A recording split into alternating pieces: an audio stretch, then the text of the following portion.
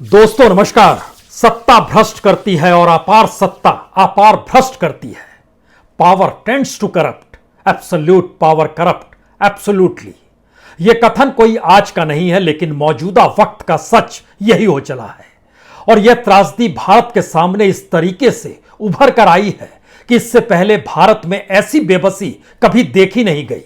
सब कुछ खुलेआम हो रहा है, खुलकर हो रहा है। विपक्ष बेबस है, सुप्रीम कोर्ट खामोश है। एक ऐसी परिस्थिति है जिसमें इस देश को जिन हाथों में बेचा जा रहा है, वही हाथ इसी सरकार को और उसी की पॉलिटिकल पार्टी को सबसे ज्यादा पॉलिटिकल फंडिंग कर रहे हैं।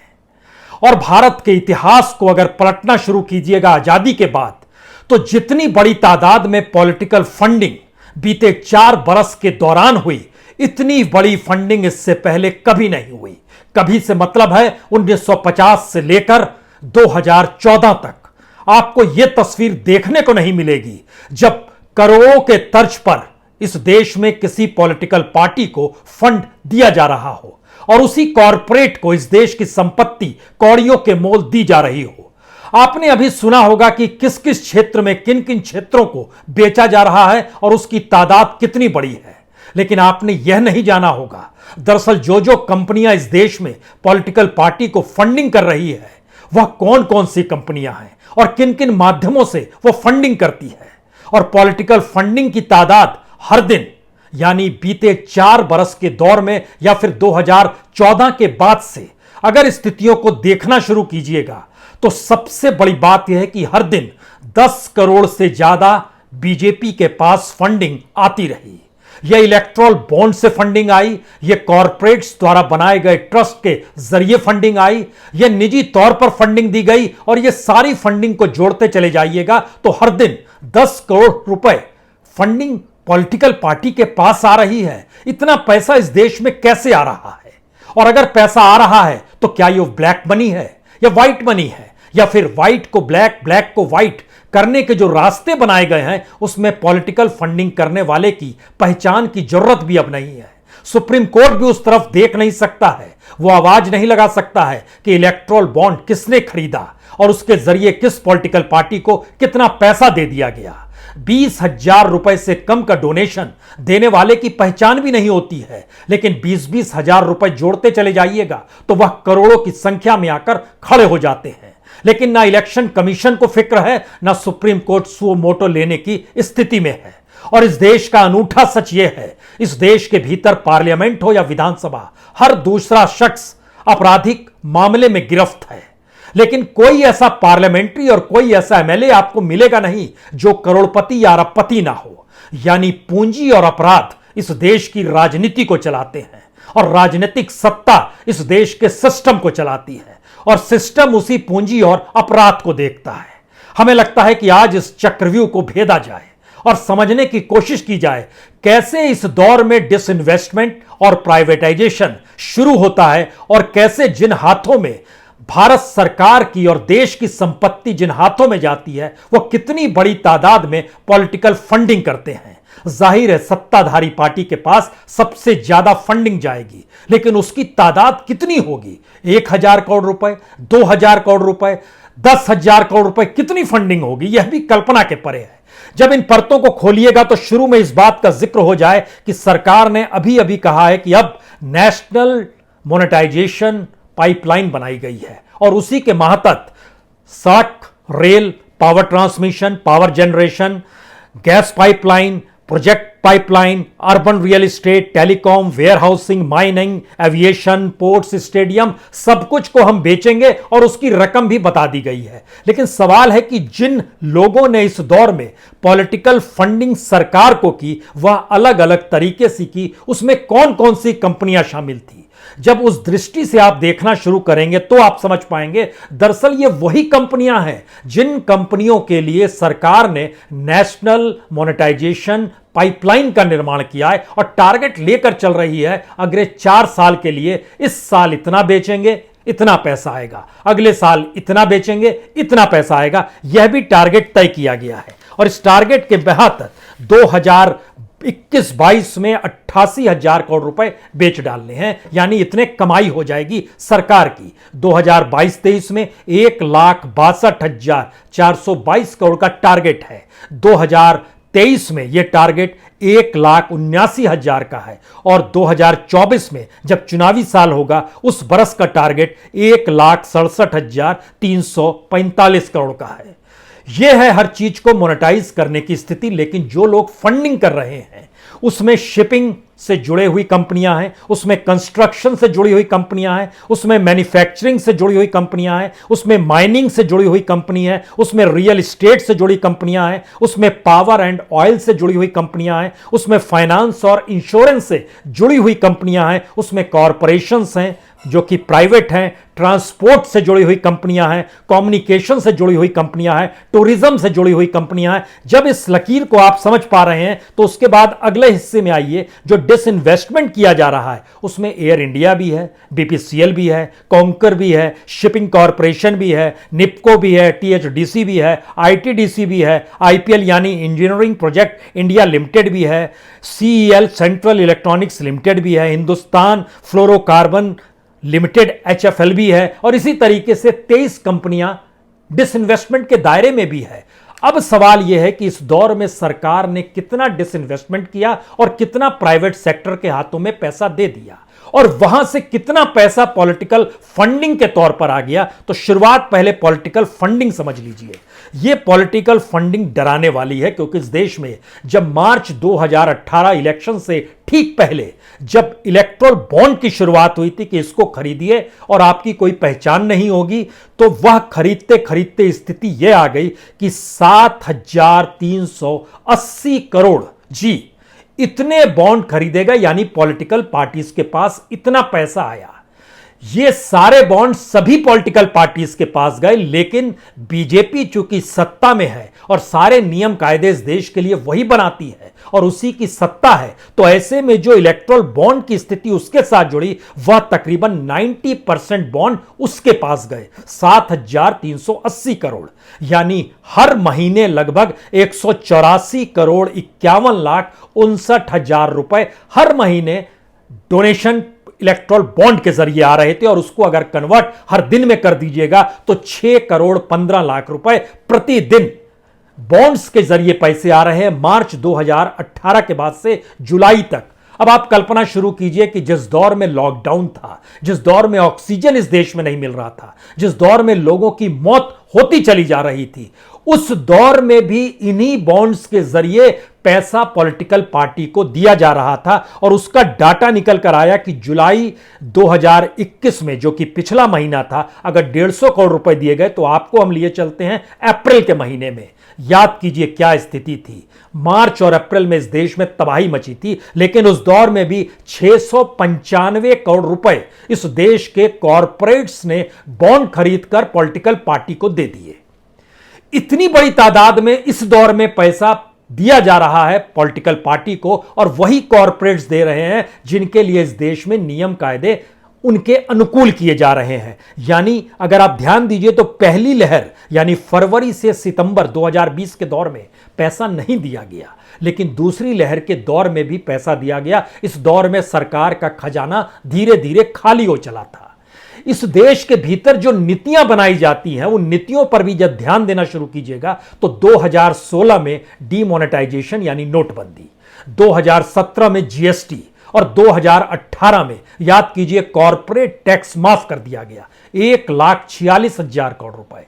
इस देश के भीतर में ऐसी स्थिति नाजुक हो गई कि आखिर में सरकार ने उन्हीं कॉरपोरेट्स के लिए अनुकूल परिस्थिति बनानी शुरू की और उन कॉरपोरेट्स ने पॉलिटिकल पार्टी के लिए अनुकूल स्थिति पैसा दे देकर बनानी शुरू की। क्योंकि इस दौर में जो पॉलिटिकल फंडिंग बॉन्ड के अलावे निकल कर आई वह भी कोई कम नहीं है। उसको भी जोड़िएगा तो लगभग 3.5 करोड़ रुपए प्रतिदिन के हिसाब से पैसे इस दौर में दिए जा रहे थे। और यह पैसे इतनी बड़ी तादाद में थे, अगर उसको हर साल के रूप में बाइफरकेट भी आप कीजिएगा तो 2019-20 जो पिछला साल है उसको आप लीजिए, 1,013 करोड़ रुपए जो दिए गए कॉरपोरेट के जरिए, उसमें 2 ट्रस्ट भी काम कर रहे थे। और 2 ट्रस्ट इस देश के भीतर में बड़े पावरफुल ट्रस्ट है, उसमें तमाम कॉरपोरेट्स और तमाम कंपनियां जुड़ी हुई हैं जिससे सब कोई एक साथ मिलकर आए और किसी पर उंगली और लांछन ना लगे कि अच्छा आपने गड़बड़ किया। तो ट्रस्ट भी इस देश में सत्ता के अनुकूल कैसे काम करता है, उसके लिए हमको लगता है प्रोग्रेसिव इलेक्टोरल ट्रस्ट और दूसरा प्रूडेंट इलेक्टोरल ट्रस्ट। हालांकि कुल 8 ट्रस्ट हैं, लेकिन इन 2 ट्रस्ट ने सबसे ज्यादा, इन 2 ट्रस्ट के जरिए सिर्फ 2018-19 यानी 2018 के अप्रैल से लेकर 2019 के मार्च तक, इलेक्शन से ठीक पहले, अब आप कल्पना कीजिए कि कैसे कोई दे सकता है लगभग 600 करोड़ रुपया इसी दौर में इन ट्रस्ट के जरिए, सिर्फ इन 2 ट्रस्ट के जरिए पैसे निकल कर आए। और जो अलग अलग तरीके से डोनेशन दिए जा रहे थे 2018-19 में 698 करोड़ रुपए जो कॉरपोरेट के जरिए पैसे दिए गए। 2014 से 2019 तक के बीच में कॉरपोरेट के जरिए इस देश में 2088 करोड़ रुपए दिए गए पॉलिटिकल फंडिंग के तौर पर। यह पैसा कोई कैसे देगा? ये लगभग बीते 4 बरस के हिस्से में अगर आप पॉलिटिकल फंडिंग को जोड़िएगा तो इससे पहले के जो वाकई 60-65 साल हैं, उस दौर में जितनी पॉलिटिकल फंडिंग एवरेज होती रही उससे तकरीबन ये 400 गुना ज्यादा बन जाते हैं। यानी इन 4 बरस के भीतर में इतना पैसा पॉलिटिकल फंडिंग में कॉरपोरेट के जरिए आ गया। और उन कॉरपोरेट्स को जो लाभ था वो सिर्फ टैक्स की रियायत भर का नहीं था, बल्कि यह जो पूरी लिस्ट है, जो अलग अलग कंपनियों के हमने नाम पढ़े और अब जो लिस्ट सरकार द्वारा जारी की गई कि हम इन जगहों पर रोड दे देंगे 1,60,000 करोड़ का, रेलवे दे देंगे 1,52,000 करोड़ का, सरकार कह रही है हम सेल नहीं कर रहे हैं, हमारी निगरानी में रहेगा। सवाल यह है कि अगर आपकी निगरानी में इस देश के भीतर में चीजें चल नहीं पा रही है और आप टोटली फेल कर गए हैं, तो इस देश को चलाने का क्या 5 साल का लाइसेंस आपको खुले तौर पर मिल जाता है? संविधान इसकी इजाजत नहीं देता है। सुप्रीम कोर्ट ने इस दौर में सुओ मोटो लेने की स्थिति में क्यों नहीं आई? विपक्ष की बेबसी देखी जा सकती है। राहुल गांधी ही एकमात्र विपक्ष के नेता के तौर पर उभर कर सामने आते हैं और कहते हैं कि देखिए यह बेचा जा रहा है, हम होते तो स्ट्रेटजिकली चीजों को बेचते। लेकिन सवाल है कि आप जैसे भी बेचते या नहीं बेचते, लेकिन इस देश में एक पॉलिटिकल वैक्यूम है जिसमें सिवाय विपक्ष बेबसी जाहिर करने के अलावे कुछ नहीं कर सकता है और सुप्रीम कोर्ट खामोशी से इतर कुछ नहीं कह सकता है। तो क्या यह एक ऐसी स्थिति में देश लाकर खड़ा हो गया है जहां पे सत्ता के पास ऐसे एब्सोल्यूट पावर है कि वो एब्सोल्यूटली करप्ट की स्थिति में आकर खड़ा हो जाए और कोई इस देश में कुछ नहीं कहे? क्योंकि अगर इस दौर में डिसइन्वेस्टमेंट को भी आप परखना शुरू कीजिएगा तो अटल बिहारी वाजपेयी के दौर में पहली बार निजी हाथों में पीएसयूज को दिया जा रहा था और उसकी कुल कीमत 1999 से लेकर 2004 तक देखिएगा तो 24,260 करोड़ रुपए उस सरकार ने बनाए, कमाए या उसके पास आए।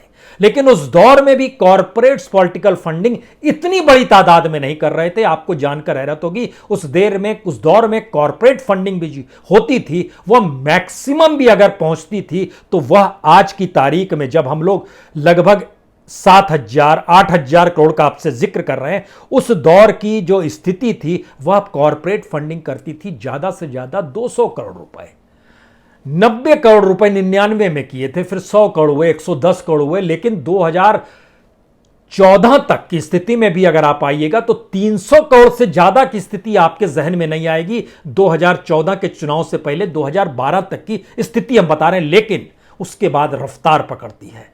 300 करोड़, 500 करोड़, 700 करोड़, 900 करोड़, 1,000 करोड़, उसके भी बाद। यानी इतनी पॉलिटिकल फंडिंग इसी दौर में कॉरपोरेट को देने की क्यों सूझी?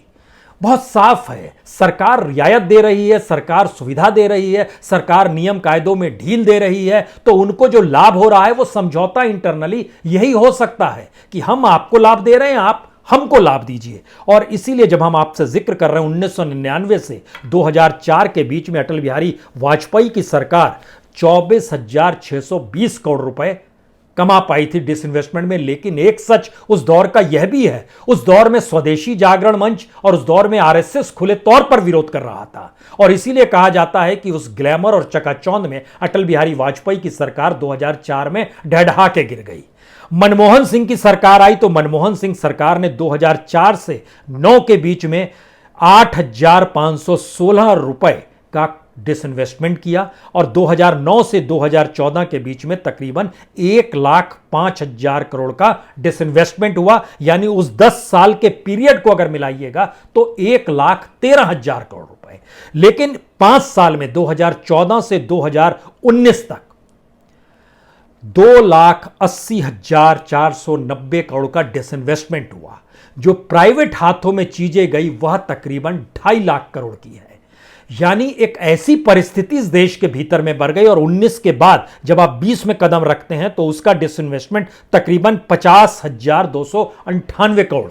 यह स्थिति बनती है 19-20 के भीतर में। उसके बाद चीजें और टारगेट ली गई हैं, 1 लाख करोड़, 2 लाख करोड़, ये और टारगेट लिए जा रहे हैं। यानी इस देश के भीतर का एक अनूठा सच ये है, इस देश को जो पॉलिटिशियन चलाते हैं वो तमाम जिम्मेदारियों से मुक्त हैं अगर वह एक बार चुनाव जीत जाए। और ऐसी बेबसी आपको इससे पहले कभी नहीं दिखाई देगी, क्योंकि हमको लगता है इस आंकड़े को भी समझने की जरूरत है। भारत इससे पहले इतना बेबस नहीं था। आज की तारीख में लोकसभा के भीतर बैठे हुए 543 सांसदों में से 157 सांसद ऐसे हैं जिन पर जो मुकदमे चल रहे हैं, अगर उस पर फैसला आ जाए तो उनको मिनिमम जो है 7 साल की जेल हो जाएगी, क्योंकि गंभीर आपराधिक आरोप है उन पर जो उन्होंने अपने हलफनामे में जिक्र किए। यानी हर तीसरा सांसद गंभीर आपराधिक मामलों में फंसा हुआ है और हर दूसरे सांसद पर आपराधिक मामले चल रहे हैं, क्योंकि कुल मिला के 232 सांसद ऐसे हैं जिन पर आपराधिक मामले चल रहे हैं। लेकिन अजीबोगरीब संयोग है कि जिन पर भी आपराधिक मामले चल रहे हैं, चाहे वो गंभीर ही हो, लेकिन वह करोड़पति जरूर होता है, अरबपति जरूर होता है। और 477 सांसद ऐसे हैं जो करोड़पति और अरबपति हैं। स्थिति ऐसी बन गई। और जब विधानसभा के भीतर आप निकल कर आइएगा तो वहां भी इस देश के लगभग 1,047 एमएलए इस देश के गंभीर आपराधिक आरोपों के हलफनामे में उन्होंने जिक्र किया है सजा मिनिमम 7 साल। ऐसी सजाएं उन पर लग सकती हैं। किसी किसी को तो आजन्म जेल में रहना पड़ेगा, ऐसा अपराध भी किया गया है। और कुल 1,640 ऐसे हैं एमएलएस।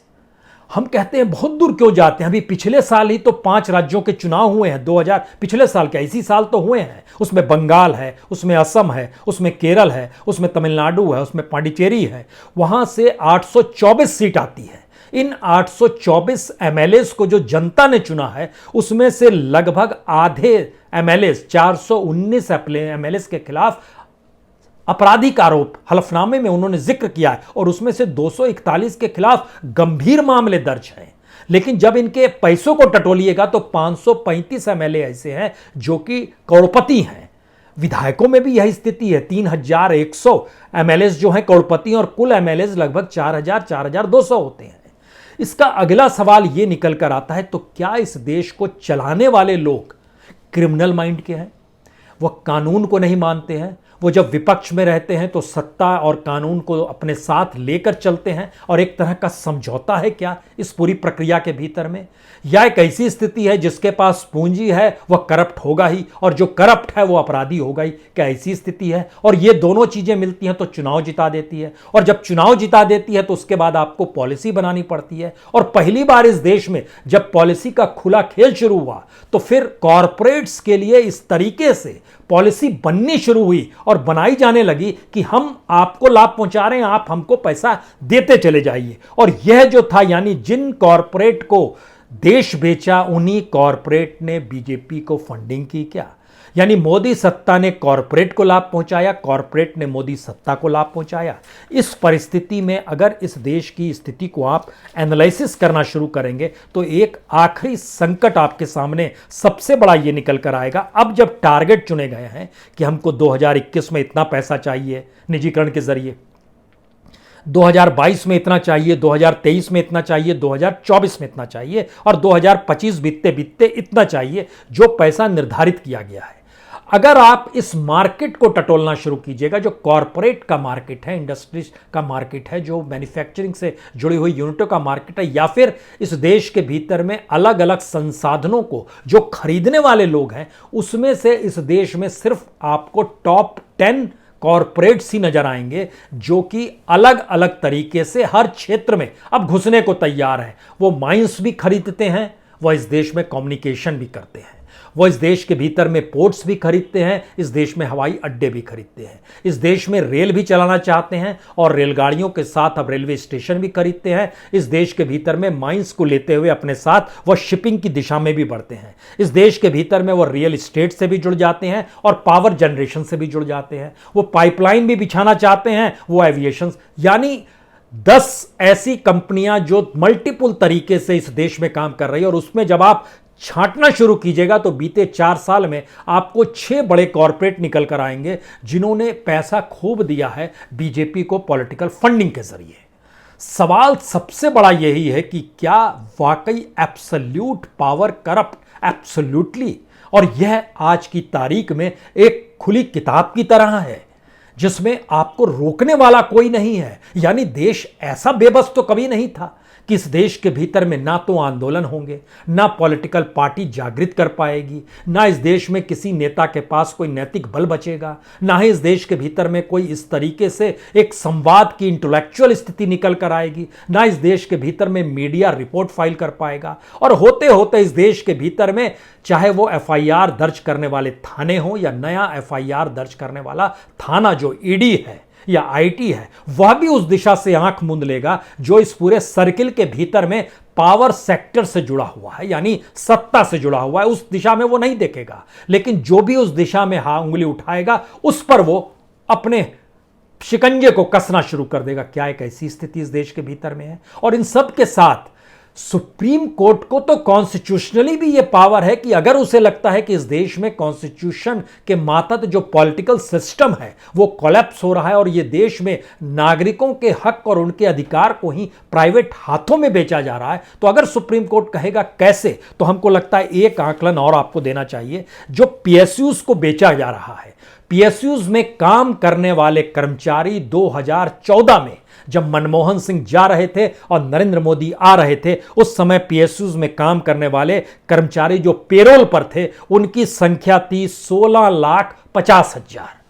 आज की तारीख में उनकी संख्या है 9,80,000। अब आप कल्पना शुरू कीजिए कि तकरीबन 7 लाख कर्मचारियों के रोजगार छिन गए, तो जिन जिन क्षेत्रों में जो जो चीजें होंगी वहां पर क्या होगा। और बरस दर बरस अगर देखना शुरू कीजिएगा तो 2014 में 16,50,000 कर्मचारी थे, 2 साल बाद 2016 में घटकर 15 लाख हो गए, 2018 में घटकर ये 10,90,000 हो गए, 2020 में ये घटकर 9,80,000 पर आ गए। तो क्या जनता सिस्टमेटिक तरीके से बेरोजगार हो रही है? जनता को सिस्टमेटिक और सिस्टम के मातहत इस देश में अब हाथ में कटोरा पकड़कर और एक ऐसी स्थिति में लाकर खड़ा किया जा रहा है जहां पर आपके पास एजुकेशन कोई हो, डिग्री कोई हो, लेकिन आपके लिए इस देश में रोजगार नहीं बचेगा। इस देश का अपना जो प्रोडक्शन था, जो अपनी मैन्युफैक्चरिंग यूनिट्स थी, वह भी जब आप प्राइवेट हाथों में बेचिएगा तो प्राइवेट नियम बड़ा साफ कहता है वह प्रॉफिट पर टिका है, उसे मुनाफा चाहिए। और इस स्थिति में क्या वाकई सरकार तो वेलफेयर स्टेट खुद को मानती थी, यानी कल्याणकारी राज्य की धारणा थी, उसी के मातहत तो इस देश में सबका पेट भरना है, राइट टू फूड लाया गया, इसीलिए इस देश में मनरेगा लाया गया, इसीलिए राइट टू एजुकेशन लाया गया। यानी सारी चीजें आप मोनेटाइज कर दीजिए तो इस देश में जिसकी जेब में पैसा होगा उसी को भोजन मिलेगा, जिसकी जेब में पैसा होगा उसी को एजुकेशन मिलेगा, जिसकी जेब में पैसा होगा उसी को काम मिलेगा। अगर यह स्थिति आ गई और फिर जो देने वाले लोग हैं जब उनके सामने डिमांड ज्यादा होगी तो वह फिर कुछ भी वसूलेंगे या कुछ भी करेंगे अपने लिहाज से, उन्हें तो मुनाफा चाहिए। तो क्या भारत की एब्सोल्यूट पावर की जो करप्शन है, जो एब्सोल्युटली की दिशा में बन चुकी है, क्या ऐसी स्थिति में वाकई ये देश बेबस हो गया है, या इस देश के भीतर में सुप्रीम कोर्ट, विपक्ष और जो भी इंस्टीट्यूशंस काम कर रहे हैं सभी इतनी बेबसी के शिकार हो गए हैं? यह एक सबसे बड़ा सवाल मौजूदा वक्त का इसलिए है क्योंकि सरकार एक पॉलिसी के तहत इस देश को मोनेटाइज कर रही है और वह पॉलिसी मोनेटाइजेशन के साथ लोगों के खिलाफ जा रही है। तो ऐसे में कोई भूमिका इस देश में पॉलिटिकल पार्टी की क्या होगी और सुप्रीम कोर्ट की क्या होगी और जनता की भागीदारी क्या होगी, यह कमोवेश अब हर किसी को तय करना चाहिए। अन्यथा 200 बरस पुराने इस मुहावरे को फिर से पढ़ लीजिए, power tends to corrupt, absolute power corrupt absolutely. सत्ता भ्रष्ट करती है, अपार सत्ता अपार भ्रष्ट करती है। बस इसे ही गुनगुनाते रहिए। और धीरे धीरे कहीं देश खत्म ना हो जाए। बहुत बहुत शुक्रिया, बहुत बहुत शुक्रिया।